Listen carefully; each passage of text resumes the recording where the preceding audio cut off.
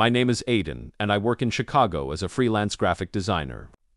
My life has been a bit of a roller coaster, especially after my divorce, and I've got two beautiful daughters who are my whole world. I want to tell you about the day I finally stood up for myself without saying a single word. Dot, set it down and sit over there. Her voice, sliced through the happy birthday, sounds like a knife through silk. My fingers tightened around the small gift box and the crayon-colored letter my girls had made. Before I could say a word, my sister Olivia laughed. "You always have to be the emotional one." I held my tongue. I just placed the box on the table next to the fancy bouquet she'd ordered for Mom, nodded, and walked out. 20 minutes later, as I was folding laundry, my phone lit up. "Brother, why did her card get declined at dinner?" An hour after that pounding, I opened the door, and there was my father Robert, face red eyes, furious voice low. "What the hell did you do? We used to be close." Mom Eleanor would make Sunday pancakes in her robe, humming old love songs. Dad read the paper. My sister braided my hair. We were loud. We were silly. We were whole. Back then, if I cried, my mom held me so tight I could feel her heartbeat calm mine. When I had my first daughter, she stood outside the delivery room for 8 hours, refusing to go home. But slowly, after my divorce, after money got tight, after I moved into that tiny apartment, her affection waned. "Don't rely on us too much, honey," she once whispered when I asked for help with daycare.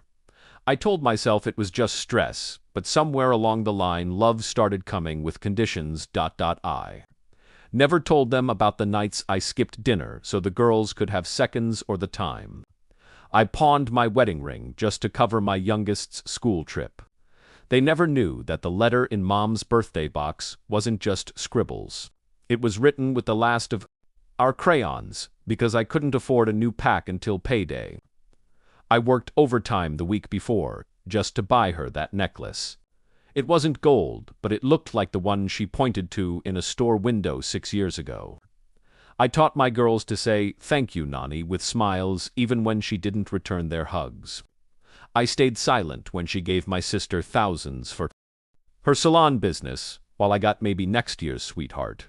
I gave what I had quietly, lovingly, without tracking the debt, until they made it very clear. They were keeping one. The signs were subtle but sharp. Mom stopped calling me by my name. I became just the girls' papa. Family photos without me started showing up on my sister's Instagram. My birthday was forgotten 3 times. When I confronted my sister about it, she rolled her eyes. "You just want attention. You've always been like this." Dad stopped visiting too, said he was tired of conflict. There wasn't any conflict, just silence. Then I found out they had a family group chat, one I was never in. Aunt Sarah accidentally forwarded a screenshot. I saw it, my sister complaining about me. "He'll probably bring some homemade nonsense, I swear." "He thrives on pity," Mom replied. "Just smile. Let him feel included." I read those words over and over until they lost shape, until I no longer knew who I was crying for me, or the woman I thought still existed inside my mother. Something broke that day, but not in a loud, screaming way. It broke like ice beneath your feet. Suddenly, cleanly, and with no way back, I sat down. Made tea, watched my girls sleep, and I decided I would stop offering pieces of myself to people who only took them to break them. I wouldn't scream, wouldn't argue, wouldn't defend. I would be silent, but not invisible. So, when Mom's birthday came, I dressed my girls in their cleanest shirts, tied their shoelaces, like I always do. We practiced Happy Birthday Nani 3 times in the mirror.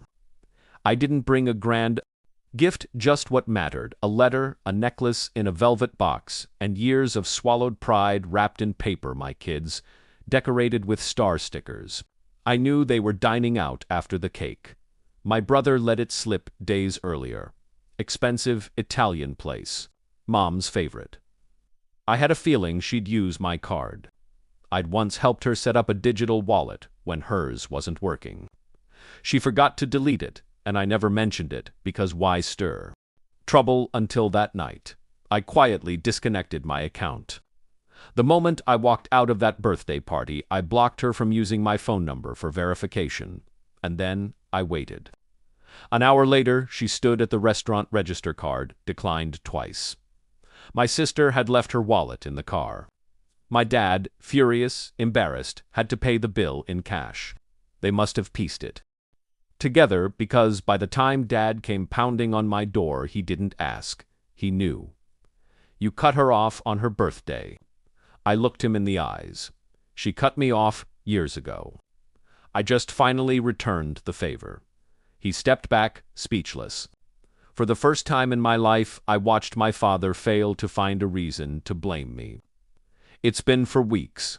No calls, no birthday party invitations for my girls, no fake apologies. But also, no weight on my chest. I make tea without shaking hands. My girls draw with fresh crayons. And last night my youngest looked up and said, "Papa, Noni's mean, but you're magic." I smiled because for the first time, I wasn't trying to earn love. I was protecting mine. Some people will only value you when you stop showing up empty-handed. But I walked away full of truth, of peace of me.